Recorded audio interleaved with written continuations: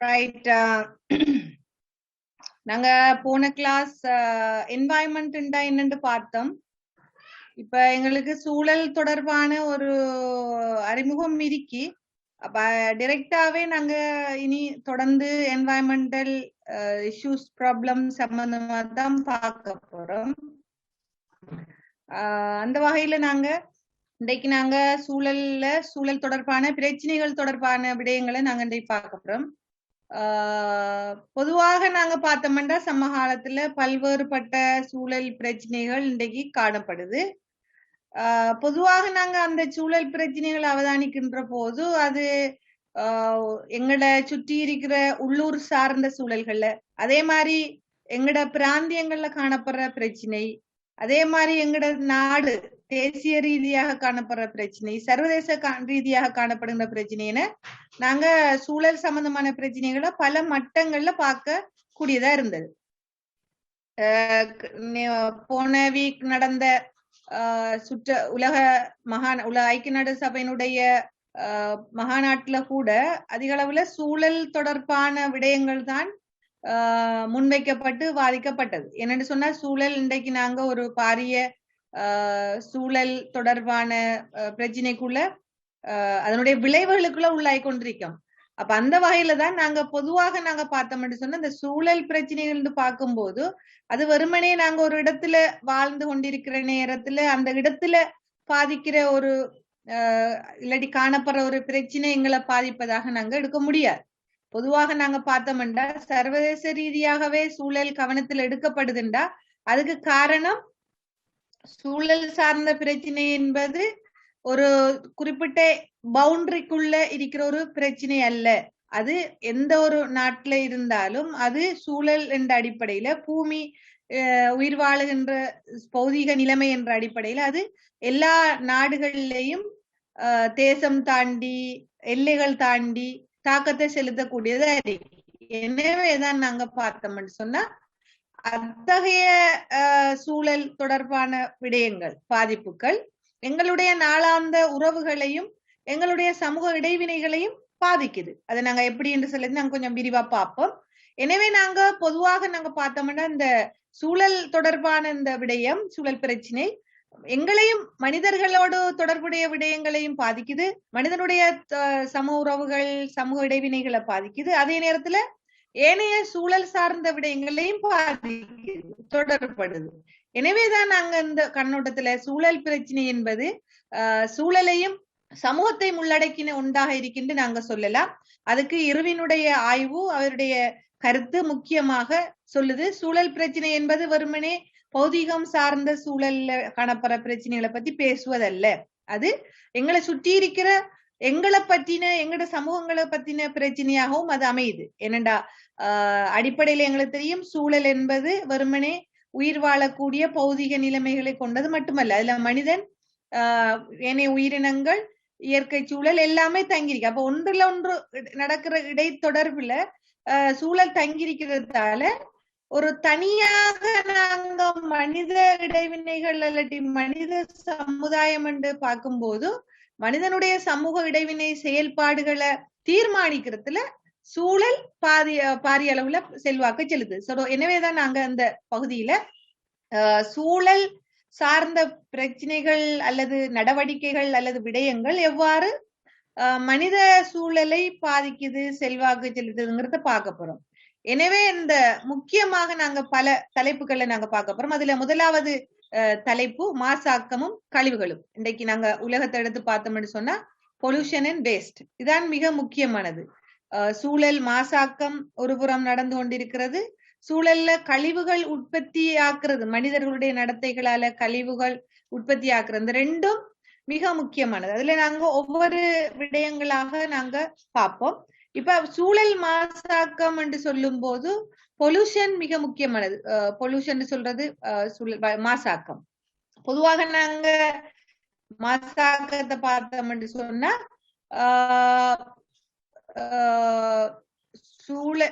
மாசாக்கத்துல 3 ஒன்று எங்களை சுற்றி இருக்கிற வளிமண்டலத்தினுடைய மாசாக்கம் நடந்து கொண்டிருக்கு, அதே நேரத்துல நீர்நிலைகள் உள்ள ஏற்படுத்தப்படுற மாசாக்கம், அடுத்தது solid waste, திண்ம கழிவுகள், நிலம் சார்ந்து மேற்கொள்ளப்படுகின்ற அல்லது உருவாகின்ற மாசாக்கம். இந்த மூன்றும் இன்றைக்கு சூழல்ல பூமியில பாதிப்பை ஏற்படுத்தக்கூடியதாகவும் அது மனித சமுதாயங்களை நேரடியாகவும் மறைமுகமாகவும் பாதிப்பதாகவும் அமையுது.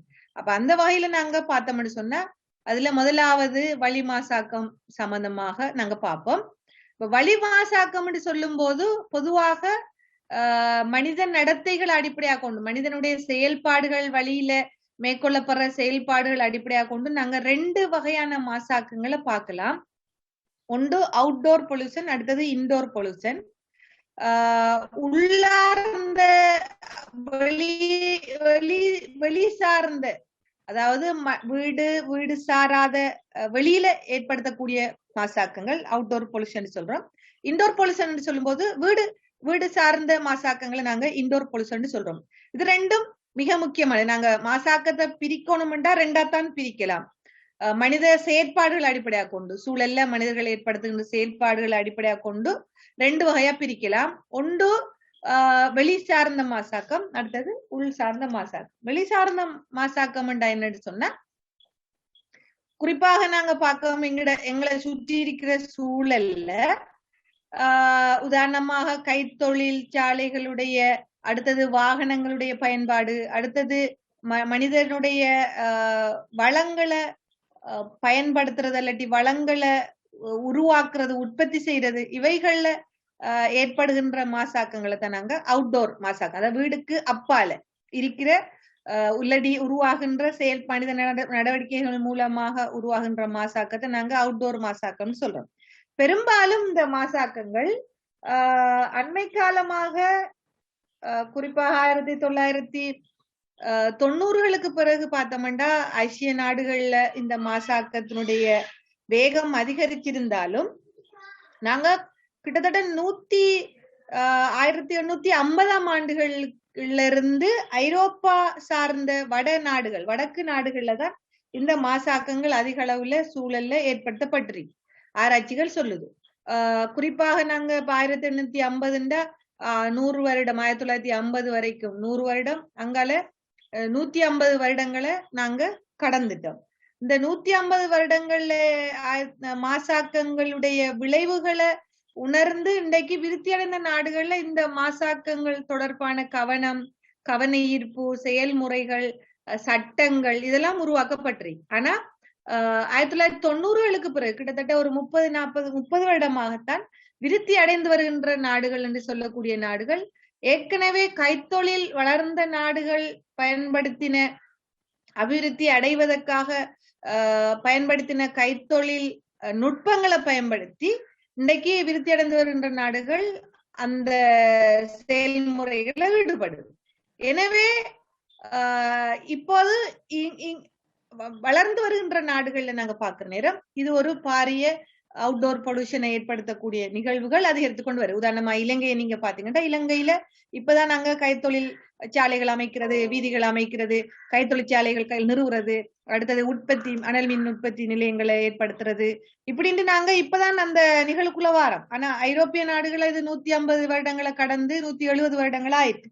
அவை இந்த மாசாக்கங்களுடைய பாதிப்புகளை உணர்ந்து இன்றைக்கு மாற்று நடவடிக்கைகளை மேற்கொண்டு வர அதே கட்டத்துல இங்கால விருத்தி அடைந்து வருகின்ற நாடுகள் அதே வரலாற்று ரீதியான விடயங்களை மேற்கொண்டு வருது. எனவே அதே நேரத்துல எங்களுக்கு தெரியும் சூழல் பாதிப்புங்கிறது இப்ப ஐரோப்பிய நாடுல நடந்த விஷயங்கள் ஐரோப்பாவைத்தான் பாதிக்கும், ஆசிய நாட்டுல நடந்த அது ஆசியாவை பாதிக்கும்ங்கிறது அல்ல. ஏற்கனவே உலகம்ங்கிறது சுற்றுள்ள சூழல் என்பது ஐரோப்பிய நாடுகள்ல 150 180 70 வருடங்களாக மேற்கொண்ட இந்த அவுட்டோர் பொல்யூஷன் அவுட்டோர் ஆக்டிவிட்டிஸால கைத்தொழில் மயமாதல், நகரமயமாக்கல், வாகனங்கள்ல அதிகரிப்பு பயன்பாடுகளால இன்றைக்கு மாசாக்கத்தினுடைய ஒரு கட்டத்தை அடைஞ்சிட்டு. அப்ப இருக்கிற சூழலை பாதுகாப்போம் என்று நடவடிக்கைகளை மேற்கொள்ற போது ஆசிய நாடுகள் அதே விடயங்களை மேற்கொள்ற போது அது ஒரு பெரிய சேலஞ்சாக இன்றைக்கு மாறிக்கொண்டு வருது சூழலுக்கு. எனவேதான் நாங்க அந்த விஷயங்களை தான் அதிக அளவுல நாங்க இந்த விடயங்கள்ல பார்க்க போறோம். குறிப்பாக நாங்க பார்த்தோம்னு சொன்னா இன்டோர் பொல்யூஷன் என்பது உட்சூழல் மாசடைவு என்பது வீடு சார்ந்த காரணிகள் மூலமாக ஏற்படுகின்ற மாசாக்கங்களை நாங்க பார்க்கோம். அதே மாதிரி தான் வீடு சார்ந்த மாசாக்கங்கள் என்பது குறிப்பாக நாங்க எந்த அளவுக்கு அவுட்டோர் பொல்யூஷன், கைத்தொழில்மயமாதல், நகரமயமாதல், வாகனங்கள்ல பாவனை என்பது பாதிப்பை சூழலுக்கு வழி பாதிப்பை ஏற்படுத்துதோ அதே அளவுக்கு வீடு சார்ந்த விடயங்கள், வீடு சார்ந்து மேற்கொள்ளப்படுகின்ற அது நடவடிக்கைகள் அல்லது வீட்டுல பயன்படுத்தப்படுற பொருட்களால உருவாகின்ற மாசாக்கங்கள், கழிவுகள் சூழலை பாதிக்க செய்யுது. அதனாலதான் 2 மாசாக்கங்கள் பற்றியும் அதிக அளவுல சூழலியல் சமூகவியல்ல கவனத்துல கொள்ளப்படுது. பொதுவாக நாங்க பார்த்தோம்னா இன்டோர் பொல்யூஷனை பார்த்தோம்னு சொன்னா அதிக அளவுல நாங்க நிலக்கரி பயன்படுத்தி, அடுத்தது புதைபொருள், அடுத்த இயற்கை வாயுக்கள், இவெல்லாம் அதிகமாக மேலை நாடுகள்ல திண்மமாக கருப்பு பொய்களாக இன்டோர் பொல்யூஷன்ல வெளியிடப்படுது. குறிப்பாக வெளியிடப்பட்டது அதிகமாக ஐரோப்பிய நாடுகள்ல, விருத்தியடைந்த நாடுகள்லயும் அதிக அளவுல இந்த உட்சூழல் மாசடைவுகள் என்பது அதிக அளவுல செல்வாக்குது. உதாரணமா நாங்க பார்க்கோம், ஐரோப்பிய நாடுகள்ல குளிர்காலங்கள்ல பார்த்தோம்னு சொன்னா வெப்பம் ஏற்படுத்துவதற்காக விறகுகளை பயன்படுத்துறது, அது ஒரு வகையில அதிக அளவுல இயற்கை காடுகள் அழித்து ஒட்சிஜனுடைய பரம்பலை குறைக்கிற ஒரு செயல்முறையாக இருக்கு. அதே நேரம் அவர்கள் விறகுகளை பயன்படுத்துவது வழியாகின்ற கார்பன் அதிக அளவுல சூழல்ல பாதிக்க செய்யறதுல செல்வாக்கு செலுத்துது.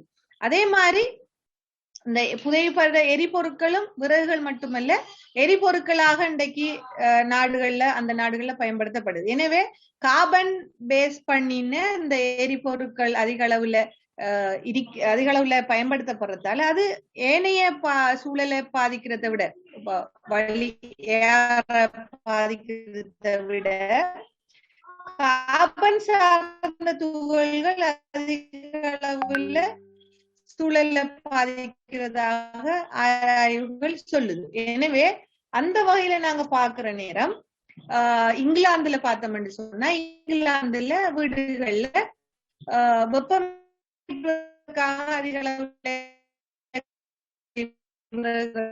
பயன்படுத்தப்படுது. இது அந்த சூழல்ல அதிக அளவுல பாதிக்க செய்து பேக்கருடைய ஆய்வுல குறிப்பிடுறார். அதே மாதிரி காற்று சட்டம் என்பது வைக்கப்பட்டது. இதன் காரணமாக இந்த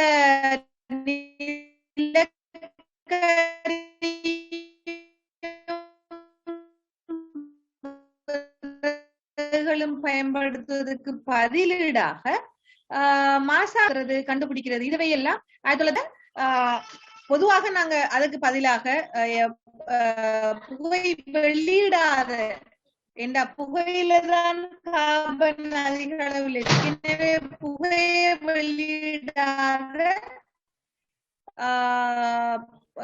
இந்த வெப்பத்தை ஏற்படுத்தக்கூடிய பொருட்கள்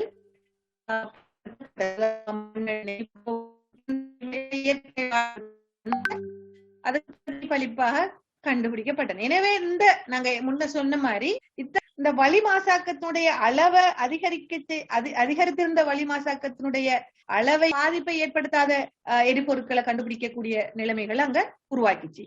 அது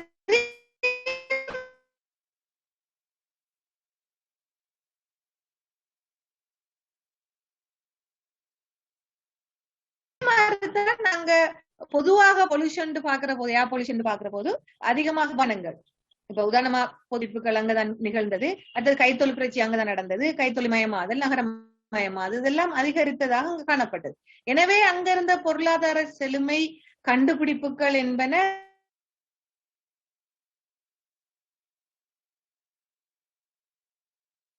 வாகனங்கள் அதிக அளவுல பயன்படுத்தக்கூடியதாக வந்தது. அதுக்கு பிறகுதான் எங்கட நாடுகள் எல்லாம்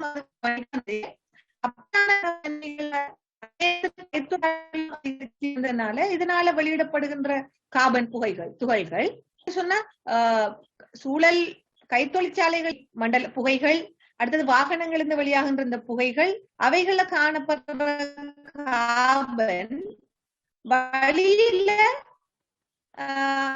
ஆக முதல் படைகள்ல, அதாவது நாங்க எங்களோட வளிமண்டலத்துல பார்த்தோம்னு சொன்னா வழியில ஒவ்வொரு மாறங்கள்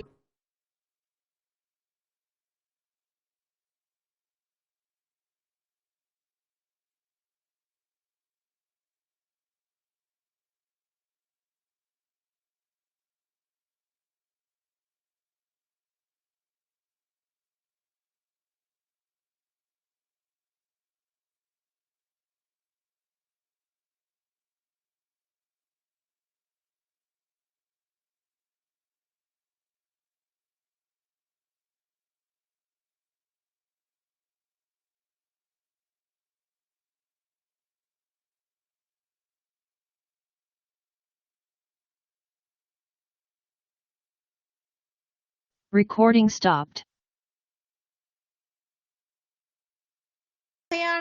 சூழல்ல அந்த படை மண்டலங்கள்ல காணப்படுகின்ற அந்த சுற்றோட்டம் மிக முக்கியமாக சூழல்ல பாதிப்பை ஏற்படுத்துறதுல தாக்கம் செலுத்து. ஏனென்று சொன்னா அந்த ஒட்சிஜன் கார்பன் டை ஆக்சைடு என்பன சூழல்ல சுற்றி கொண்டிருக்கு. அது எங்களுக்கு தேவையான இப்ப நாங்க ஏற்கனவே படிச்சுக்கோம் இடைத்தொடர்பு, ஒன்றில் ஒன்று தங்கி இருக்கிற இடைத்தொடர்பு. அப்ப ஒட்சிஜனை வெளியிற தாவரங்கள் வெளியிற ஒட்சிஜனை நாங்க வளிமண்டலத்திலிருந்து நாங்க சுவாசத்துக்கு எடுத்துக்கொள்றோம்.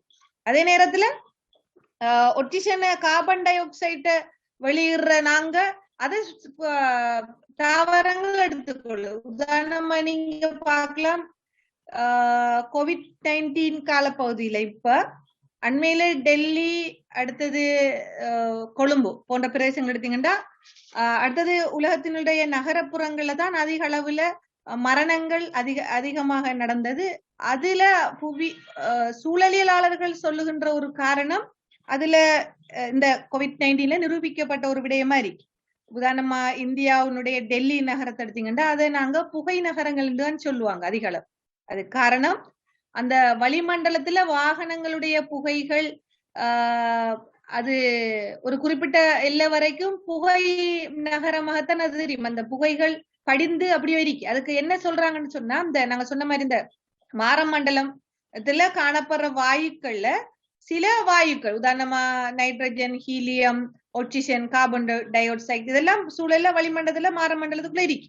இதுல ஒரு ஃபங்க்ஷன்ல எங்களுக்கு கார்பன் ஆக்சிஜனும் பயன்படுத்துறோம். நாங்க அப்படி பயன்படுத்துற நேரம் வளியில கார்பன் அளவு அதிகரிச்சு ஒட்சிஜன் அளவு குறையறதுல தாவரங்கள் செல்வாக்கு செலுத்துது இல்லையா? தாவரங்கள் தான் கார்பன் டை ஆக்சைடை உள்வாங்க, உறிஞ்சும். அப்ப வளிச்சூழல்ல தாவரங்களுடைய பற்றாக்குறை ஏற்படுற நேரம் நாங்க சுவாசிக்கிறதும், அடுத்தது வெளியிடுறது கார்பனும், அடுத்தது நாங்க பயன்படுத்துகின்ற வாகனங்கள்ல இருந்து வெளியாகின்ற கார்பனும் ஆட்டோமேட்டிக் என்ன செய்யுது, அது அப்படியோ போய் புவியினுடைய வளிமண்டலத்தினுடைய கீழ்ப்படைகள்ல படியுது, ஆராய்ச்சிகள் சொல்லுது. அப்ப வளிமண்டலத்தினுடைய முதல் கீழ்ப்படைகள்ல படிவதனால அது என்ன செய்யுதுன்னு சொன்னா ஒரு புகையாக எங்களுக்கு காட்சி அளிக்குதுன்னு சொல்லி புவியியலாளர் சொல்றாங்க. அப்ப இந்த வளிமண்டலத்தினுடைய கீழ்ப்படைகள்ல இந்த கார்பன்கள் படிவதனால எங்களுக்கு என்ன ஆட்டோமேட்டிக்கா அது படையிறதாலதான் அந்த புகை மாதிரியான ஒரு நிலைமை, ஒரு ஒரு தோற்றம் எங்களுக்கு விளங்குது. இது கூடுதலாக நாங்க டெல்லி என்கிறதும் டெல்லியில அது அதிக அளவுல காணப்பட்டது. எனவே அந்த வளிமண்டலத்துல ஆக்சிஜன் அளவு குறைவா இருந்தது. அப்ப கார்பன் அளவு அதிக அளவுல இருந்தது. ஏண்டா அதை உள்வாங்கக்கூடிய தாவரங்கள் எல்லாம் அந்த ஏரியாவுல இல்ல. அதே மாதிரிதான் இலங்கையில பாத்தீங்கன்னு சொன்னா நகரங்கள்ல. அதனாலதான் இந்தியாவுல எல்லாம் பாத்தீங்கன்னா இந்த ஆக்சிஜன் தட்டுப்பாடு, சுவாசிக்க முடியாம இருந்த காரணங்கள்ல அதுவும் உண்டு. சூழல்ல இருந்த ஆக்சிஜனை உள்வாங்கி சுவாசிப்பதற்கான வழியில கூறுகள்ல குறைவா இருந்ததும் ஒரு காரணம் என்று சொல்லப்படுது.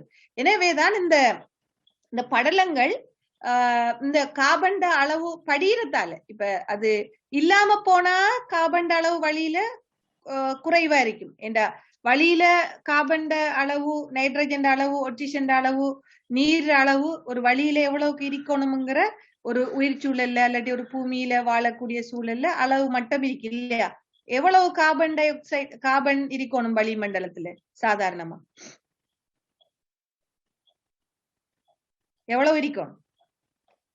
புவியியல் பாடம் படிச்ச ஆக்கள் ஓயல்ல தெரிஞ்சிருக்கும்னு நினைக்கிறேன்.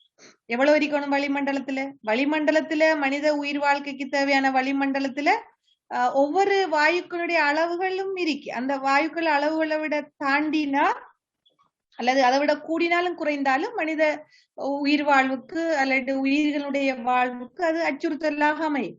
அப்ப இது அடிப்படை. அப்ப இந்த அடிப்படைகள்ல இன்றைக்கு நாங்க பார்த்தோம்னு சொன்னா இந்த வாகன புகை, கைத்தொழிற்சாலையில் வெளியாகின்ற புகைகள் உள்ள இருக்கிற கார்பன்களும் துகள்களும் கரி அமிலங்களும் இன்றைக்கு படிதல்ல ஏற்படும். இது உயிரினங்கள்ல சுவாசத்துல அப்ப அது என்ன செஞ்சா ஆட்டோமேட்டிக்கா அது நாங்க சுவாசிக்கும் போது எங்களுடைய சுவாசப்பை அந்த நுரையீரல்கள்ல படியக்கூடியதாகவும் அமையுது. இது பெரும்பாலும் சூழலை மாசாக்கக்கூடிய மனித உயிருக்கு இல்லாட்டி உயிரினங்களுடைய சூழலுக்கு அச்சுறுத்தலை ஏற்படுத்தக்கூடியதா இருக்கு. இதனாலதான் இந்த நகரங்கள் அதிக அளவுல சூழலை பாதிக்கிற இடமா இருக்கு. உதாரணமா டெல்லியை பாத்தீங்கன்னா நான் இந்த பிக்சர்ல காட்டுறேன் பாருங்க. டெல்லிங்கிறது இலங்கையிலே உலகத்திலேயே புகை நகரங்கள்ல ஒன்று டெல்லி. பாத்தீங்களா, இந்த இது ஒரு பனி அல்ல, இது அந்த அந்த பிரதேசத்துல நிகழ்கின்ற புகையின் காரணமாக அந்த புகை எங்கட அந்த வளிமண்டலத்துல படிந்திருப்பதன் காரணமாக தெரிகின்ற ஒரு தோற்றம். அப்ப உலகத்துல நாங்க பார்த்தோம்னா Los Angeles, Delhi, Santiago, London, Beijing, Lagos இந்த நகரங்கள் எல்லாம் புகை நகரங்களாக இன்றைக்கு மாறிக்கொண்டு வரும். பாருங்க, இது ஒரு நகரத்தினுடைய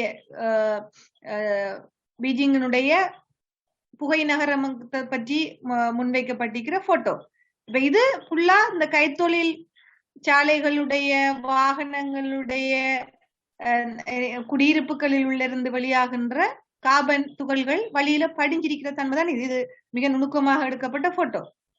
அப்ப இது எங்களுக்கு எங்கட சூழல மாசாக்கத்துல தாக்கத்தை செலுத்தக்கூடிய. இதனாலதான் இன்றைக்கு நகரங்களை உருவாக்குற நேரம் ஒரு ஒரு மாடி கட்டிடங்களை உருவாக்கினாங்கண்டா இன்றைக்கு ப்ராஜெக்ட்ல அதுல ஒன்று அந்த மாடி கட்டிடத்தை சுற்றி என்ன செயற்கையான தாவரங்களை, செயற்கையான காடுகள், அதாவது ஏர்பன் ஃபாரஸ்ட்ங்கிறது இன்றைக்கு ஒரு முக்கியமான விடயமாக இன்றைக்கு நகர சூழல்ல பேசப்படுது. அதாவது வெறுமனே கட்டிடங்கள் அல்லாம கட்டிடங்களும் மரங்களும் இணைந்த ஒன்றை உருவாக்கணும். எப்படி நாங்க ஃபாரஸ்ட்ங்கிறது காடுங்கிறது இயற்கையாக அமையுதோ அதே மாதிரி மனிதன் ஒரு நகரச்சூழலை உருவாக்குன்ற போது அதுல ஏர்பன் ஃபாரஸ்ட்ங்கிற ஒன்றை உருவாக்கணும்ங்கிறது இன்றைக்கு கட்டாயம் வலியுறுத்தப்படுது. அது எப்படின்னு சொன்னா இப்ப உலக நாடுகள்ல திட்டமிட்டு இப்ப நகரங்களை உருவாக்குன்ற போது இல்லாட்டி கட்டிடங்களை உருவாக்குன்ற போது கட்டிடங்களுடைய மேற்கூரையில காடுகளை உருவாக்குறது, காடு செயற்கையாக உருவாக்குறது, அல்லது ஒவ்வொரு என்ன அவங்களுடைய அந்த கொலனில உருவாக்குறது, அல்லது அதை சுற்றி இருக்கிற ஒரு குறிப்பிட்ட பிரதேச பரப்ப கட்டிடங்களாக இருந்தா அடுத்த பரப்பு காடுகளாக தாவரங்களை வளர்க்கிற ஒரு இடமாக மாற்றணும்ங்கிறது இன்றைக்கு மேலை நாடுகள்ல சட்டங்களாக ஏற்றப்பட்டிருக்கு. என்னன்னு சொன்னா அப்பதான் சூழலை பாதிப்பா உதாரணம் இந்த கார்பன்களை உறிஞ்சக்கூடிய தாவரங்களை வளர்க்கிற நேரம் அது இவைகளை உருவாக்குறதுல தாக்கம் செலுத்துன்னு சொல்றாங்க. அதனாலதான் இன்றைக்கு நாங்க பார்த்தோம்னா இத்தகைய நடவடிக்கைகள் மேற்கொள்ளப்படுது. பொதுவாக நாங்க ஐரோப்பிய நாடுகள் எடுத்து பாக்குற நேரம் இந்த வளி மாசடைதல்ல பாத்தீங்கன்னு சொன்னா 85% வாகன பாவனை இன்றைக்கு காணப்படுது. ஏன்னு சொன்னா அந்த அதிகமாக அந்த நாடுகள்ல தனியார் கார்கள் அதிகமாக பாவனையில் எரி. அதுல ஆராய்ச்சியில கண்டுபிடிச்சிக்கு பேக் ஆராய்ச்சியில என்ன கண்டுபிடிச்சிக்காங்கன்னு சொன்னா, உதாரணமா எனக்கு ஒரு வாகனம் இருந்தா நான் தனியாக இந்த தொழிலுக்கு போறேன். அப்ப உதாரணமாக 1 கிலோமீட்டர் தூரத்துக்கு விமானத்துல வெளியிடப்படுகின்ற புகை போலத்தான் காரின் மூலமும் அதே அளவு புகை வெளியிடப்படுது, கார்பன் வெளியிடப்படுதுங்கிறத ஆராய்ச்சிகள்ல பேக் சொல்ற கண்டுபிடிச்சிக்க. அப்ப இந்த ஆராய்ச்சியின் வழியாக என்ன நடந்திருக்குன்னு சொன்னா, ஒரு விமானம் என்று சொல்லும் போது அது 300, 500, 1000 பேரை ஏற்றுக்கொண்டு போற ஒரு விமானம். அதே அளவு ஒவ்வொரு வாகனங்களும் வெளியிடுற நேரம் தான் 2009 அவருடைய ஆய்வு சொன்னது. இந்த 85% தனியான வாகனங்களை பயன்படுத்துறாங்க ஐரோப்பிய நாடுகள்ல. அந்த வாகனங்கள் ஒவ்வொன்றும் அதிக அளவுல புகைகளை வெளியிடுது. எனவே இது சூழல்ல பாதிப்பை ஏற்படுத்துது என்ற ஒரு ஆராய்ச்சி முடிவா சொன்னார். அப்ப அதுக்கு பதிலீடாக மேற்கொள்ளப்பட்ட நாங்க இங்கிலாந்துல மேற்கொள்ளப்பட்ட சட்டங்கள் மாதிரி பதிலீடாக என்ன செய்யலாம் என்று அந்த நாடுகள் யோசிச்சது. அப்ப எனவே இவற்றை குறைப்பதற்காக என்ன செஞ்சாங்கன்னு சொன்னா குறைந்த அளவு பல மாற்று நடவடிக்கைகளை மேற்கொண்டாங்க. அதுல OECD 2014 தன்னுடைய உலக சூழல் மாநாட்டுல சூழல் அபிவிருத்தி மாநாட்டுல முன்வைச்ச நேரம் அது அதிக அளவுல குறைந்த அளவு புகையை வெளியிடக்கூடிய பிரயாணங்களை அறிமுகப்படுத்தணும் என்ற சட்டங்கள் 2014 முன்வைக்கப்பட்டது. இந்த சட்டத்தின் அடிப்படையில அந்த நாடுகள் என்ன நடந்ததுன்னா எலக்ட்ரிக் ட்ரெயின்ஸ், அடுத்தது புகைகளை குறைந்த அளவில் வெளியிடப்படக்கூடிய பொது போக்குவரத்துக்கள் அவங்க அறிமுகப்படுத்தினாங்க. நாங்க பார்க்க 3 தட்டு பஸ் சொல்லுமே, ட்ரிபிள் பஸ், டபுள் பஸ், இதெல்லாம் அது அறிமுகப்படுத்தினதுக்கு காரணம் சூழல்ல பாதிப்பை குறைவா இருக்கு. அதுக்காக வேண்டி அவங்க எவ்வளவுக்கு ஒரு கார் ஒருவருக்கு சொகுசாகவும் பிரயாணத்தை இலவுபடுத்தி அடுத்தது அவருக்கு அந்த ஒரு போரை ஏற்படுத்தாம அமையுதோ, அதே மாதிரி ஒரு சொகுசாக பொதுவான எல்லாருமே ஒரு 50 பேர் போற காருக்கு பதிலாக ஒரு ட்ரெயினை பயன்படுத்துற மாதிரி அவங்க தங்களுடைய எல்லா வசதிகளும் கொண்ட வாகனங்களை உருவாக்கினாங்க. எனவே இது அதிக அளவுல இந்த குறைந்த அளவு புகை வெளியிடக்கூடிய வாகனங்களும் கண்டுபிடிக்கப்பட்டது. அதே மாதிரி குறைந்த அளவு புகை வெளியிடக்கூடிய என்ன இந்த வாகனங்களுடைய பாவனையும் குறைந்த அளவுல மொத்தமாக எல்லோரும் பயணிக்கக்கூடிய சேவைகளும் போக்குவரத்து சேவைகளும் இந்த சூழல் பாதிப்பிலிருந்து மீளுவதற்கு செல்வாக்கு செலுத்தின. எனவேதான் இந்த இந்த இந்த நிலைமைகளை ஐரோப்பிய நாடுகளை நாங்க பார்க்கலாம். குறிப்பாக இந்த நிலைமைகளை உருவாக்குறதுல அதிக அளவிலான பல ஆராய்ச்சிகள் தகவல்களை முன்வைச்சது. அதாவது இந்த வளி மாசாக்கம் நடக்கிற நேரம் அது மனிதனுடைய சுகாதாரம் சார்ந்த பல பிரச்சனைகளுக்கு அடிப்படையாக அமைந்தது. குறிப்பாக சுவாச நோய், புற்றுநோய், சுவாச குழாய் பிரச்சனைகள் இதெல்லாம் அதிக அளவுல தோற்றம் பெற்றன. அப்ப இதனாலதான் அந்த நாடுகள் இந்த வகையான நடவடிக்கைகளை மேற்கொண்டது. இருந்தாலும் நாங்க சொன்ன மாதிரி இன்னைக்கு விருத்தி அடைந்த நாடுகள்ல நாங்க பாக்குற நேரம், விருத்தி அடைந்த நாடுகள்ல இன்றைக்கு அந்த இன்டோர் அவுட்டோர் பிரச்சனைகள் அதிகரித்து கொண்டு வருது. ஒரு பக்கம்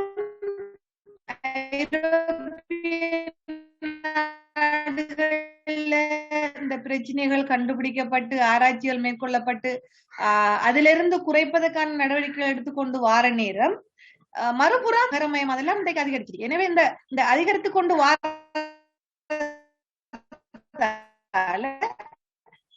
ஏற்கனவே ஐரோப்பிய நாடுகளில் ஏற்பட்ட மாதிரியான சூழல் ஒரு விடயமா இருக்கு. ஏனண்டா புவி என்பது மனிதன் வாழ்வதற்கு இருக்கிற ஒரே ஒரு இடம். அதே நேரத்துல புவிதான் இன்றைக்கு ஒரு இடத்துல எங்க ஏற்பட்டாலும் அது உலகத்தை பாதிக்கும், அல்லது மனிதனுடைய உயிர் வாழக்கூடிய இந்த பூமியை பாதிக்கும் என்பதனால இவற்றை ஒரு பொதுப்பரப்புல கையாளக்கூடிய கட்டுப்படுத்தக்கூடிய ஒரு சிஸ்டம் ஒன்று தேவைன்றதாலதான் 2015ஆம் ஆண்டுல இருந்து மிலேனியம் அபிவிருத்தி இலக்குகள், அடுத்தது 2016ஆம் ஆண்டுக்கு பிறகு 2000 ஆண்டுகளை உருவாக்கப்பட்டு 2015ஆம் ஆண்டு வரைக்கும் அது நடைமுறைப்படுத்தப்பட்டது. 2016ஆம் ஆண்டுல இருந்து 2030ஆம் ஆண்டு வரைக்கும் வழி நடத்துவதற்காக உலகத்தை இந்த சூழல் பாதிப்பிலிருந்து விடுவிப்பதற்கு அல்லது குறைப்பதற்கான நடவடிக்கைகளை மேற்கொள்வதற்காக இன்றைக்கு நிலைத்து நிற்கும் அபிவிருத்தி கொள்கைகள் மேற்கொள்ளப்பட்டு வருது. நாங்க பிறகு அதுல பார்ப்போம். எனவேதான் இந்த குறிப்பாக நாங்க பார்த்தோம்னா இந்த இன்டோர் அவுட்டோர் பாதிப்புகளுக்கு அடிப்படையில் அமைவது இந்த கைத்தொழில்மயமாக்கம், அடுத்தது வீதி அமைப்பு, வாகன பாவனை. எனவேதான் பொதுவாக நாங்க பார்த்தோம்னா இன்றைக்கு சோவியத் நாடுகள், சீனா, சோவியத் ரஷ்யா, இந்தியா, இலங்கை, இந்த நாடுகள் எல்லாம் இன்றைக்கு அபிவிருத்தியில முன்னணி வகிக்கணுங்கிறதுக்காக வேண்டி பல்வேறுபட்ட நடவடிக்கைகளை 90களுக்கு பிறகு மேற்கொண்டு வருது. குறிப்பாக இது வளி மாசடைதலை ஏற்படுத்துது. குறிப்பாக இன்றைக்கு நாங்க பார்த்தோம்னா இந்த வளி மாசடைதல் என்பது ஒரு நாட்டில் ஏற்பட்டாலும் அல்லது ஐரோப்பாவில் ஏற்பட்டாலும் அல்லது ஆசிய நாடுகளில் ஏற்படுத்தப்பட்டாலும் அது பொதுவாக உலக சூழலை பாதிக்குதுங்கிறது தான் இங்க முக்கியமாக சொல்ல வேண்டிய விஷயம். பொதுவாக நாங்க இந்த வளி மாசடைவினால ஏற்படுற விளைவுகள்ல அமிலமழை பொழிகிறது ஒரு முக்கியமானது. இன்றைக்கு உலகத்துல இந்த கைத்தொழில் மயமாதல், வாகனங்களுடைய அதிகரிப்பினால ஏற்படுகின்ற இந்த கார்பன் புகைகளால உலகத்துல என்ன நடக்குதுங்கிறது சம்பந்தமாக ஆராய்ச்சிகள் மேற்கொள்ளப்பட்டது. குறிப்பாக நாங்க கனடாவுல மேற்கொள்ளப்பட்ட ஒரு கேஸ் ஸ்டடியை பார்த்தோம்னா அதிக அளவுல இந்த வளிமண்டலத்துல இந்த கைத்தொழில் புகைகள் காரணமாக, அடுத்தது இரசாயன கழிவுகள் வழியில விடப்படுறதன் காரணமாக வழியில காணப்படுற சல்பர், நைட்ரஜன் ஆக்சைடு இவை என்ன செய்யுதுன்னா வழியில புகைகளோட சேர்வதனால அவை அமில மலைகளை ஏற்படுத்துது. இது குறிப்பாக அமெரிக்கா, நியூயார்க் நகரங்கள், உதாரணமா நீங்க கனடாங்கிற நாட்டை பாத்தீங்கன்னா கொஞ்சம் பார்ப்போம், இருங்க மெப்போன்று எடுத்து பார்ப்போம். இப்ப கனடாவுலதான் இந்த அமிலமழை பொழிஞ்சு கொண்டிருக்கு. அப்ப கனடாவுல அமிலமழை பொழிந்தாலும் அது கனடாவுல உருவாக்கப்பட்ட கைத்தொழிற்சாலைகளால உருவான புகை அல்ல அது அமெரிக்காவுல ஏற்பட்ட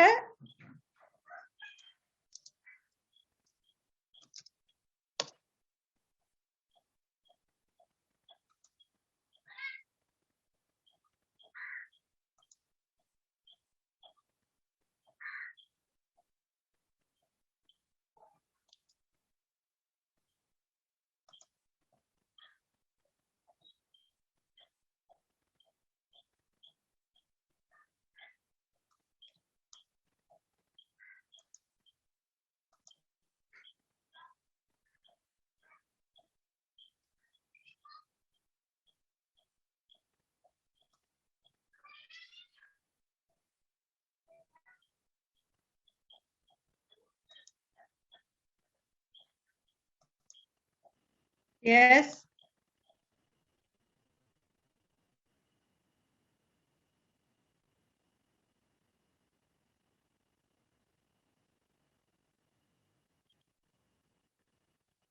அது அதுக்கான பல விளக்கங்கள் முன்வைக்கப்பட்டது தானே. அதுல அந்த புகை அல்லது மாசுக்கள் அதிகரித்ததுனால அந்த மாசுக்களுடைய விளைவாகத்தான் அந்த மேகங்கள் விழுந்ததுன்னு சொல்லப்பட்டது. அடுத்தது அந்த புவியில ஏற்பட்ட அசாதாரண அந்த காற்று வேகங்கள் அவையும் அதுல தாக்கம் செலுத்துன்னு சொல்லப்படுது. அது இதுதான் காரணம்னு சொல்லலாம். ஆனா அது ஒரு மனித நடவடிக்கைகளால உருவான ஒரு நிகழ்வுன்னு தான் நாங்க சொல்ல முடியும். கொஞ்சம் இருங்க, எப்ப பார்த்துட்டு நாங்க உலக நாடுகள்ல இப்படி அது தாக்கம் செலுத்துங்கிறத பார்ப்போம். காடுகள்ல காடுகளை அழிக்குது. அது கனடாவுல இதெல்லாம் நடந்தது. இப்ப நடந்து கொண்டிருக்கு. இப்ப காடுகள் அழிகிறது, அடுத்தது காடுகள் கருகி போற தன்மை, அடுத்தது மண்ணுடைய அதனுடைய ரசாயனங்களை இழக்கிற தன்மை, அடுத்தது அதனுடைய சிறிய சிறிய உயிரின வாழ்களை அழிக்கிற தன்மை எல்லாம் தொடர்ச்சியாக நடந்து கொண்டு போகுது. அப்ப ஒரு நாட்டுல இது போய் ஆதாரபூர்வமாக அமெரிக்காவுலதான் இது ஏற்படுது என்று சொன்னாலும் இது அந்த நாடு அதனை அது இந்த நாட்டை இந்த நாடு தண்டிக்க முடியுமா ஒரு சர்வதேச பரப்புலங்கிறது ஒரு கேள்வி. அப்ப அடுத்தது உலகத்திலே வல்லரசாக இருக்கிற ஒரு நாடாக அமெரிக்காவை நாங்க பார்க்கோம். அப்ப கனடாவுல இருக்கிற ஆதாரப்படுத்தினாலும் இது அமெரிக்காவில தான் உருவானதுங்கிறதுக்கு அவங்க சொல்றாங்க எங்களால மட்டும்தான் இது உருவானதா, ஐரோப்பா உள்நாடுகளும் இந்த கைத்தொழில் மயமாதல் கைத்தொழிற்சாலைகள் இருக்குத்தானே, அப்ப இதனுடைய விளைவுகளும் இங்க வந்திக்கலாம் தானேங்கிற கருத்துக்கள் முன்வைக்கப்படுது. அதனாலதான் இந்த உலக நாடுகள் மேற்கொள்ற அந்த நடவடிக்கைகளை கைத்தொழில் உதாரணமா உலகில நீங்க பாத்தீங்கன்னா இன்றைக்கு அதிக அளவுல கைத்தொழில் உற்பத்திகளை மேற்கொள்ளக்கூடிய உலகத்தினுடைய கைத்தொழில் சந்தைகளை கைத்தொழில் உற்பத்தி சந்தைகளை வச்சிருக்கக்கூடிய நாடுன்னு பார்க்கும்போது யுனைடெட் ஸ்டேட் அமெரிக்கா முன்னணியில இருக்கு. அதனுடைய 80% உற்பத்திகள் கைத்தொழில் மூலமாக உற்பத்தி செய்யப்படுது. எனவே அதிலிருந்து வெளியாகின்ற அது உலக நாடுகளுக்கு தேவையான உற்பத்திகள் அது மேற்கொள்ளுது. அது ஒரு என்ன வியாபார நோக்கத்துல. எனவே இந்த நிலைமை என்பது நாடுகளை தாண்டி சூழலை பாதிக்கிறத தான் நாங்க இதுல பார்க்கோம். அதே மாதிரி இந்த பிராந்திய ரீதி இதை நாங்க சொல்லுவோம் பிராந்தியம். உதாரணமா கனடாங்கிற ஒரு நாடு, ஐக்கிய அமெரிக்க நாடு. அப்ப இந்த பிராந்தியத்துல பாதிக்கிறதுங்கிறது தான் உண்மை அல்ல. இன்றைக்கு நாங்க பார்த்தோம்னா ஒரு இடத்துல ஏற்படுத்தப்படுற விளைவு உலக நாடுகளை எல்லாம் பாதிக்குது. எனவே நாங்க பார்த்தோம்டா ஒரு பிரதேசத்துல ஏற்படுற பாதிப்பு அல்லது விளைவு என்பது வெறுமனே அந்த பிரதேசத்தை பாதிக்கிறதாக இருக்கலங்கிறது தான் நாங்க சொல்ல வாரோம். அதே மாதிரிதான் நீர் மாசடைதல் என்பதும் ஒரு முக்கியமாக நாங்க பாக்குற விஷயம். வரலாற்று ரீதியா பாக்குற நேரம் நீர் என்பது பல தேவைகளுக்காக மனிதர்களால பயன்படுத்தப்பட்டு வருது. இப்ப வரலாற்று ரீதியா நாங்க பாக்குற நேரம் சமைத்தல், விவசாயம், மீன்பிடி, பயிற்சிகை என்று நாங்க பாரம்பரிய அடிப்படை தேவைகள் நீரோட தொடர்பான எங்களுடைய தொடர்பு என்று பார்க்கும்போது அப்படி பார்க்கணும். ஆனா நீர் எவ்வளவு பெருமதியானது என்பதை நாங்க இன்னும் விளங்கல. ஏனென்றா நாங்க நீருக்குள்ள வாழ்ற நீரால சூழப்பட்ட ஒரு நாடு, நாங்க நீர் வளம் நதி வளங்களை கொண்ட ஒரு நாடு.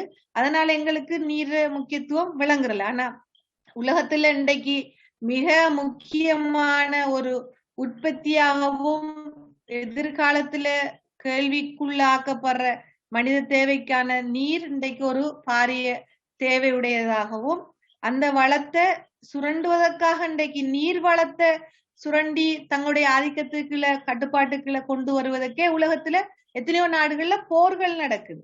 அப்ப அந்த அளவு எவ்வளவுக்கு பெட்ரோல் நிலக்கரி பொறுமதியானதா இருக்கோ அதை விட பொறுமதியானதாக இன்றைக்கு நீர் பார்க்கப்படுது. என்ற நீர் மிக முக்கியம், மனிதனுடைய உயிர் வாழ்க்கைக்கு நீர் முக்கியம். எனவேதான் இந்த நீர் மாசடைவு என்பது உலகத்துல இன்றைக்கு அதிக அளவுல பாதிப்பை ஏற்படுத்தி கொண்டு வர நீர் மாசடைதத்தை நாங்க பார்க்கோம். எனவே நாங்க பாக்குற நேரம் இன்றைக்கு நாங்க பார்த்தோம்னு சொன்னா இன்றைக்கு பாரிய அளவுல கைத்தொழிற்சாலைகளால மேற்கொள்ளப்படுற உற்பத்திகளுக்கு நீர் பயன்படுத்தப்படுது. உதாரணமா நாங்க விவசாயம் அது ஒரு உற்பத்தி, அதுல நாங்க நீரை பயன்படுத்துறோம்.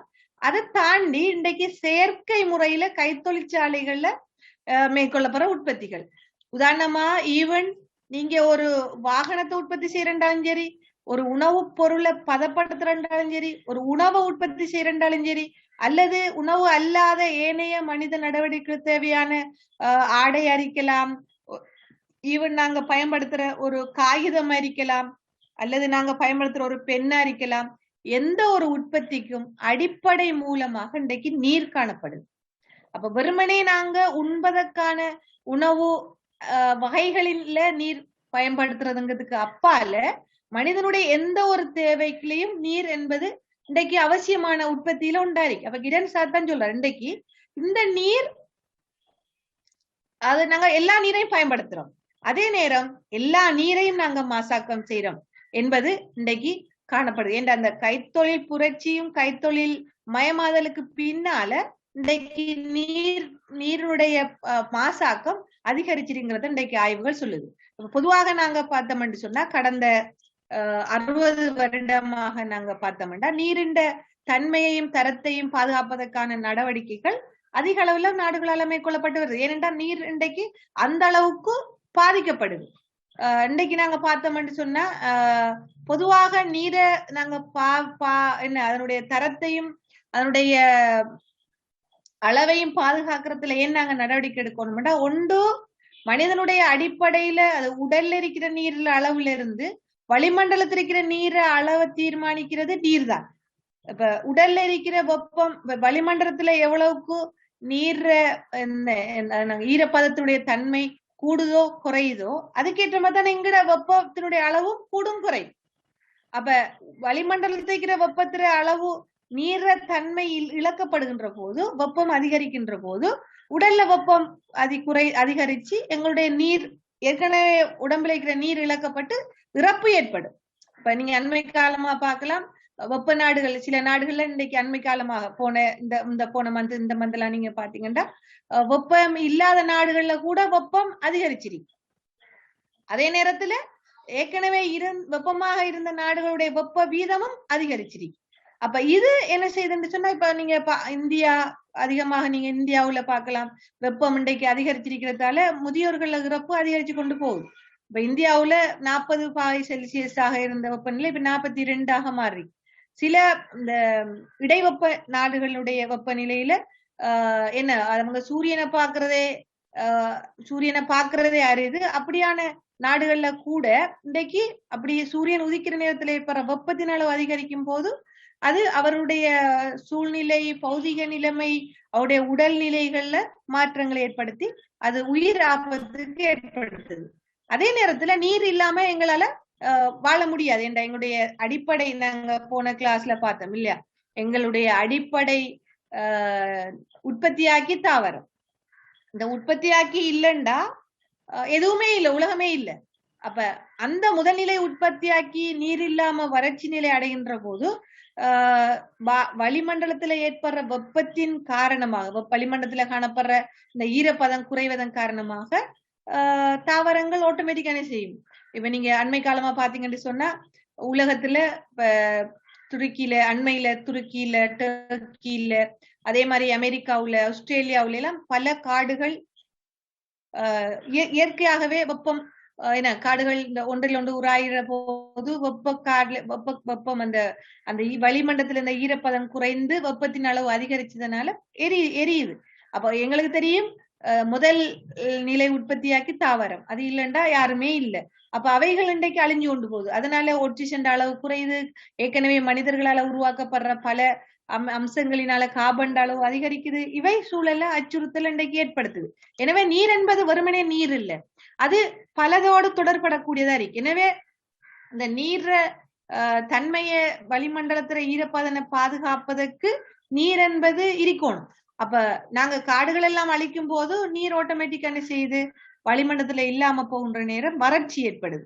அது எங்களை நேரடியாகவும் மறைமுகமாகவும் பாதிக்குது. அதே நேரத்துல மனிதனுடைய உணவு என்று சொல்லும் போது, உணவு நுகர்வு என்று சொல்லும் போது, இன்றைக்கு நுகர்வுல அதிக அளவுல நாங்க நுகர்றது தாவரங்களுக்கு அடுத்ததாக மீன்களும் கால்நடைகளும் விலங்குகள், விலங்குணவும். எனவே இந்த விலங்குணவு மீன் உணவு என்பது கடல்ல அடிப்படையில, அடுத்தது ஆறுகள்ல, அடுத்தது தங்கியிருக்கு. எனவே இந்த வாழ்க்கை நாங்க ஏற்கனவே பார்த்த மாதிரி சூழல் தொகுதியில இவைகளுடைய இருப்புக்கு நீர் அவசியமா இருக்கு. இன்றைக்கு அண்மை காலமாக கிட்டத்தட்ட 2015ஆம் ஆண்டுக்கு பிறகு கடல் சூழல்ல மேற்கொள்ளப்பட்ட ஆய்வுகள்ல ஆசிய நாடுகள்ல இருக்கிற கடல்கள், பசிபிக் சமுத்திரத்துல இருக்கிற கடல்களை பாத்தீங்கன்னா அந்த கடல்கள்ல தான் அதிக அளவு கோரல்கள் உற்பத்தி ஆகுது. கோரல்கள் உற்பத்தியினுடைய கோரல் அதிகமாக இருந்தா தான் உணவு நீர் மீனுடைய இனப்பெருக்கம் அதிகரிக்கும். அப்ப மீனுடைய இனப்பெருக்கம் அதிகரிச்சுதான் மீன் கடல் வாழ் உணவுகள் எங்களுக்கு கிடைக்கும். ஒன்று.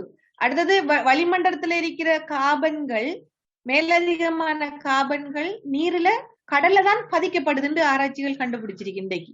அதாவது வளிமண்டலத்துல கார்பன் அளவு அதிகரிக்கிற நேரம் அந்த கார்பனை கடல் நீருக்குள்ளால உள்ளுறிஞ்சி அவைகள் சிப்பிகளாக கோரல்களாக பதிக்கப்படுது.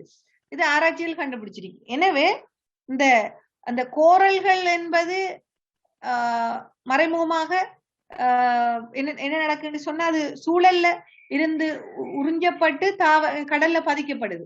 அதே நேரத்துல இந்த வளிமண்டலத்துல நீர், இந்த கடல்ல போற கப்பல்கள், எண்ணெய் கசிவுகள், இவைகளினால நீர் அந்த கார்பன் வழியில இருக்கிற கார்பனை உள்ளுறிஞ்சத்துல இந்த எண்ணெய் படலம் தடுக்கிறதால அவை கோரல்கள் பதியப்படுது இல்லை. அடுத்தது இந்த எண்ணெய் படலங்கள் மேல நீர்ல படியறதால அந்த கோரல்களுக்கு தேவையான சூரிய வெளிச்சம், வெளியில இருந்து கிடைக்கக்கூடிய பல போசாக்குகள் இல்லாமறதுல அந்த கோரல்கள் அழியுதுன்னு சொல்றாங்க.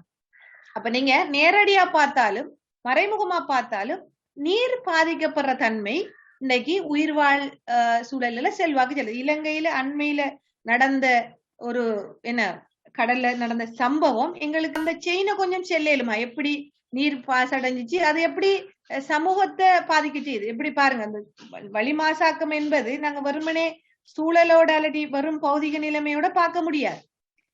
வளி மாசாக்கத்தை நாங்க எங்களுடைய சமூக வாழ்வாதாரம், இடைவினை, எங்களுடைய வாழ்க்கையில அது அதிக அளவுல தாக்கம் செலுத்தக்கூடியதா இருக்கிறது நாங்க பார்க்கோம். எப்படி நீங்க அதை விளங்கப்படுத்தீங்க? இந்த முறை உங்களுக்கு நான் கட்டாயம் ஒரு கேள்வி வரும். நீர் மாசடைதல இலங்கையினுள்ள அண்மையில நடந்த நீர் மாசாக்கம் தொடர்பான கடல்ல கப்பல் எரிந்த விடயத்தோட தொடர்படுத்தி கட்டாயமா உங்களுக்கு வரும். அதை நீங்க தெளிவா விளங்கப்படுத்தணும், எப்படி அந்த செயின் இருக்குன்னு சொல்லி. அதை கொஞ்சம் விளங்கப்படுத்த இயலுமா? ஒரு ஆள் இல்ல, நீங்க ஒவ்வொரு ஆளும் ஸ்டார்ட் பண்ணி அதை கொஞ்சம் டிஸ்கிரைப் பண்ணலாம், டிஸ்கஸ் பண்ணி. நான் சொல்லிக்கேன் 10 இந்த பாடம் முடியறதுக்கெல்லாம் ஒரு ஆளும் 10 தரம் நீங்க டிஸ்கஷன்ல அட்டென்ட் பண்ணாதான் உங்களுக்கு நான் 10 மார்க்ஸ் தருவேன். 10 மார்க்ஸ் ஒன்லி அட்டெண்டன்ஸுக்கு மட்டும், டிஸ்கஷன்ல அட்டென்ட் பண்ணதுக்கு மட்டும். ஸோ நான் தொடர்ந்து நோட் பண்ணிட்டு வரேன் யார் யாரு தொடர்ந்து டிஸ்கஷன்ல ஒரு கிளாஸ்லயும் டிஸ்கஷனுக்கு வந்தாங்கன்னு. அதை வச்சுதான் மார்க்ஸ் போடுவேன். சரிதானே? இப்ப எங்களுக்கு நீங்க சொல்லுங்க. அப்போ இந்த நாங்க என்ன பாத்திருக்கோம் தானே, மீன் சேமிப்பு மனித நடவடிக்கைகளோட வாழ்க்கையோட நீர் மாசாக்கம் தொடர்படுது. எப்படி தொடர்படுது? இலங்கையில் அண்மையில நடந்த சம்பவத்தை வச்சு நீங்க அதை உங்களுக்கு விளங்கப்படுத்த இயலுமா? அதை சொல்ல இயலுமா?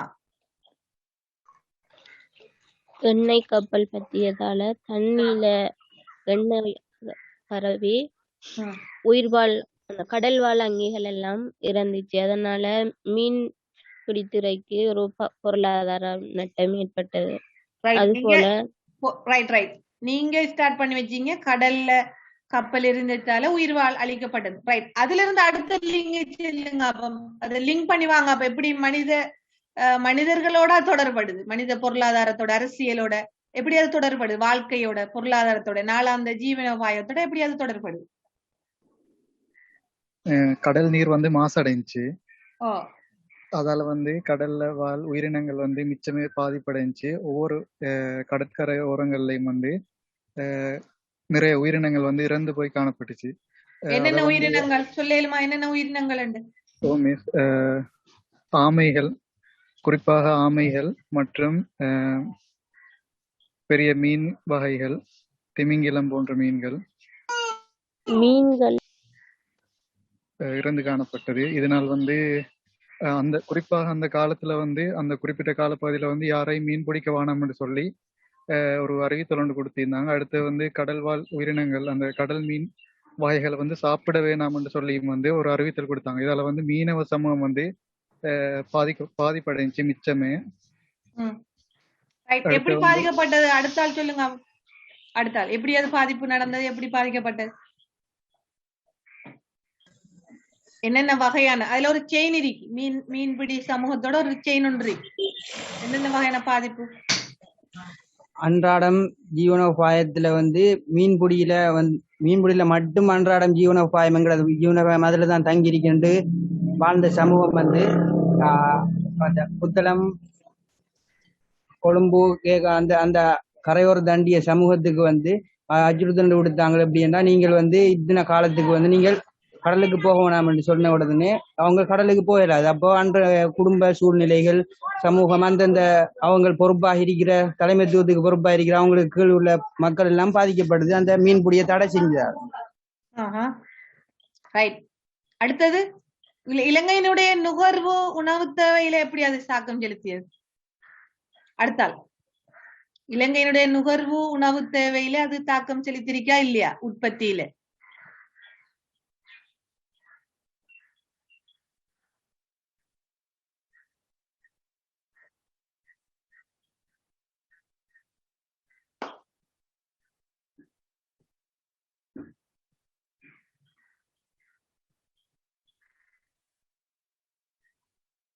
எரிபொருளுக்கான விலை அதிகரிக்கப்பட்டது. விலை அதிகரித்தது இல்லையா? மீன்களுக்கான விலை அதிகரிப்பு. இப்ப உதாரணமா, இப்ப நேரடியாக நாளாந்தம் இந்த கரவலை மீன்பிடி அல்லது ஆழ்கடல் மீன்பிடி, சின்ன சின்ன போட் வச்சுக்கிறார்கள், இவங்கெல்லாம் நாளாந்தம் தங்களுடைய வாழ்வாதாரத்துக்காக தான் அந்த மீன்பிடியில ஈடுபட்டாங்க.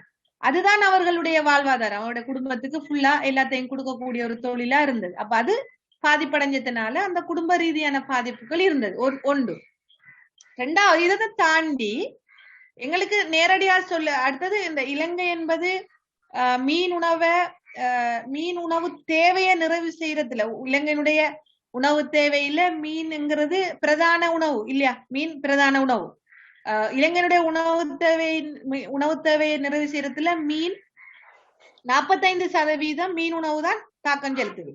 அப்ப ஒவ்வொரு வருடமும் பிடிக்கப்படுற மீனுடைய உணவு தேவையை, அதாவது அந்த மீன்பிடி சமூகம் அல்லாத இலங்கையினுடைய உணவு தேவையை பூர்த்தி செய்யறதுல அந்த அந்த கோல், மாத்தரை அந்த பிரதேசங்கள்ல தான் அதிக அளவு மீன்பிடியும். அது இலங்கையினுடைய மீன் உற்பத்தியில 25% இடத்தை நிரப்பிச்சு. அப்ப இப்படி ஒரு அப்ப அந்த மீன் உணவு தேவைன்னு சொல்லக்குள்ள நேரடியாக ஃப்ரெஷ் ஃபிஷ்ஷ கொடுக்கறது உண்டு. அப்ப இந்த ஃப்ரெஷ் ஃபிஷ்ஷ கொடுக்குறவங்கக்குள்ள வெறுமனே மீன்பிடியில ஈடுபடுறாக்கள் மட்டுமல்லாம மீனை வாங்கி விற்கிறாக்கள், மொத்த வியாபாரிகள், அந்த ஒரு செயின் பாதிக்கப்பட்டது. ரெண்டாவது, மீன் உணவுன்னு சொல்லும் போது இலங்கையினுடைய உள்நாட்டு மீன் உணவு தேவையை பூர்த்தி செய்யறது மட்டுமல்லாம வெளிநாட்டுக்கு ஏற்றுமதி செய்வதன் மூலம் உணவு தேவையை பூர்த்தி செய்யக்கூடிய பல தொழிற்சாலைகள் இலங்கையில இருக்கு இல்லையா? மீன் தகரத்தில் அடைக்கிறது, ஃபிஷ் கல்ச்சர். அப்ப அவங்கட அங்க அதிக அளவுல மீன்பிடி தொழிற்சாலைகள்ல வேலை செய்யறவர்கள் பெண்களும் லேபர்ஸும் தான். அப்ப அவர்கள் நேரடியாக பாதிக்கப்பட்டாங்க. ஏண்டா மீன்கள் இல்ல, அதனால உற்பத்தி செய்யப்படல, அதனாலேயும் பாதிப்பு ஏற்பட்டது. மூன்றாவது, இலங்கையினுடைய தேசிய வருமானம், மொத்த தேசிய வருமானம். நம்ம இல்ல ஒரு ஒரு நாட்டினுடைய பொருளாதாரத்தை அளவுறதுல இலங்கையினுடைய மொத்த தேசிய வருமானம் என்பதுதான் மிக முக்கியமான. அதாவது ஒரு நாட்டுல எவ்வளவு வருமானம் ஈட்டப்படுது, அது குடும்பம் என்றாலும் சரிதான், தேசிய ரீதியாண்டாலும் சரிதான், ஏதோ ஒரு துறை மூலமாக ஒரு நாடு தான் உற்பத்தி செய்வதன் மூலம் அதன் ஊடாக பெற்றுக்கொள்ற வருமானத்தை தான் நாங்க சொல்றோம் மொத்த தேசிய உற்பத்தி. அப்ப இந்த மொத்த தேசிய உற்பத்தியை வச்சுதான் ஒரு நாட்டுடைய பொருளாதாரம் உயர்ந்திருக்கா வீழ்ந்திருக்கான்னு நாங்க பார்க்கலாம். அப்ப இலங்கையினுடைய பிரதான உணவுல 45% மீன் உணவு பூர்த்தி செய்யுது. அதுல 25% அந்த பிரதேசம் தான் பூர்த்தி செய்யுது. அதற்கு அப்பால அந்நிய செலாவணியை பெற்றுக் கொள்ளக்கூடிய ஒரு துறையாக மீன்பிடி இலங்கையில இருக்கி. அப்ப இப்படியெல்லாம் இருக்கும் போது இந்த பாதிப்பு என்பது இலங்கையினுடைய தேசிய பொருளாதாரத்துல தாக்கம் செலுத்தக்கூடியதா இருக்கு. அதுக்கு அப்பால இது ஒரு ஒரு குறிப்பிட்ட காலத்துக்குள்ள தீர்ந்து போற பிரச்சனை இல்லை இல்லையா? கடல்ல கடல்ல கப்பல் கவுண்டதுங்கிறது கிட்டத்தட்ட எத்தனை வருடத்துக்கு அந்த கடல்ல உயிரினங்களுடைய இறப்பும் கடல்ல மீனினத்தை உற்பத்தி செய்யக்கூடிய அந்த ஆற்றலும் அந்த சுற்றி உள்ள சூழலை எத்தனை வருடத்துக்கு பாதிப்பை ஏற்படுத்தும் என்று ஆராய்ச்சிகள் சொல்லிருக்கு. இப்ப அண்மையில மேற்கொள்ளப்பட்ட ஆராய்ச்சிகள் இலங்கையில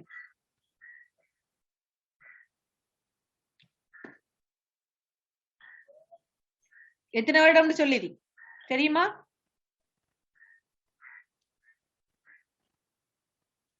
கிட்டத்தட்ட 300 வருடத்துக்கு அதை பாதிப்பு இருப்பிக்குமான்னு சொல்றாங்க, ஒரு கெஸ்ஸிங்ல சொல்றாங்க. அப்ப ஒரு ஆராய்ச்சி முடிவு இப்படி சொல்லும் போது இலங்கையினுடைய எதிர்கால உற்பத்தி எதிர்கால நிலைமையில யோசிங்க. அதே நேரத்துல இலங்கையினுடைய நீங்க கடல் பரப்புல பாத்தீங்கன்னு சொன்னா கடலை அண்டி இருக்கிற நாங்க சொல்லுவோம் ஃபியூனா ஃப்ளோரான்னு சொல்லுவோம் இல்லையா? கடலை அண்டி இருக்கிற நிலங்கள்ல வாழக்கூடிய உயிரினங்கள், கடலுடைய கண்டல் தாவரங்கள், அதை சுற்றி இருக்கிற உயிரினங்கள், அதை சுற்றி வாழுகின்ற ஒரு சங்கிலியம் கொண்டு இருக்கு அதுல. அப்ப இவையெல்லாம் இன்றைக்கு அந்த நீர் மாசடைஞ்சதால நீர்ல என்ன அதனுடைய நீரினுடைய மாற்றம், நீரினுடைய தன்மை விளக்கம் செய்யப்பட்டதனால, நீருக்கு மேல தொடர்ச்சியாக படிதல்கள் இருக்கிறதால அது அந்த சூழ்நிலையை முழுமையாக பாதிச்சிருக்கு. இப்ப இது எவ்வளவு வருட காலம், கிட்டத்தட்ட 120 வருடத்துக்கு அந்த அதனுடைய பாதிப்பு இருக்கும் என்று அந்த ஆராய்ச்சிகள் சொல்லுது. எனவே நீர் என்பது மிக முக்கியமானது. வெறுமனே எங்களுக்கு குடிக்கிறதுக்கு குளிக்கிறதுக்கு மட்டுமல்லாம எங்களுடைய பல தேவைகளை பூர்த்தி செய்யக்கூடிய தன்மைகளை நாங்க இந்த பூமியில உயிர் வாழ்றதுக்கான தேவைகளை பூர்த்தி செய்யக்கூடியதா இருக்கு. எனவே ஒரு சூழல் பாதிப்பு என்பது வெறுமனே சூழலை பாதிக்கிறல்ல, அது நேரடியாக ஏனைய மனித உயிர்களையும் ஏனைய உயிர்களையும் பாதிப்பதை நாங்க பார்க்கோம். எனவே இன்றைக்கு நாடுகள்ல இன்றைக்கு இந்த நீர் மாசாக்கம் என்பது மிக தீவிரமான பிரச்சனையா பார்க்கப்படுது. உங்களுக்கு தெரியும், அண்மையில சென்னையில போன வருடத்துக்கு முந்தைய வருடம் சென்னையில ஒரு வெள்ளம் ஏற்பட்டது. அது சம்பந்தமா தெரியுமா? சென்னையில ஏற்பட்ட வெள்ளம், அது என்ன நடந்தது, அதுக்கு பின்னணியில என்ன இருந்தது, இந்த சம்பந்தமான தெரியுமா உங்களுக்கு?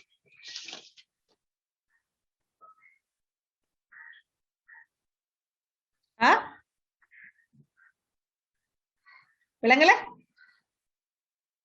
அப்படியா? ஓகே, இன்ஷா அல்லாஹ் அப்ப நாங்க அடுத்த கிளாஸ்ல. விளங்கல?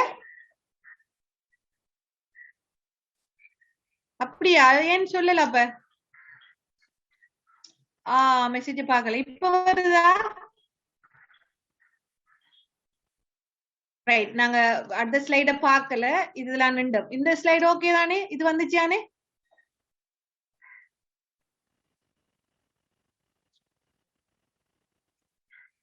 ரைட், இதுதான் நாங்க அடுத்த நீர் மாசடைதல் சம்பந்தமா தான் பார்த்துட்டு இருக்கோம்.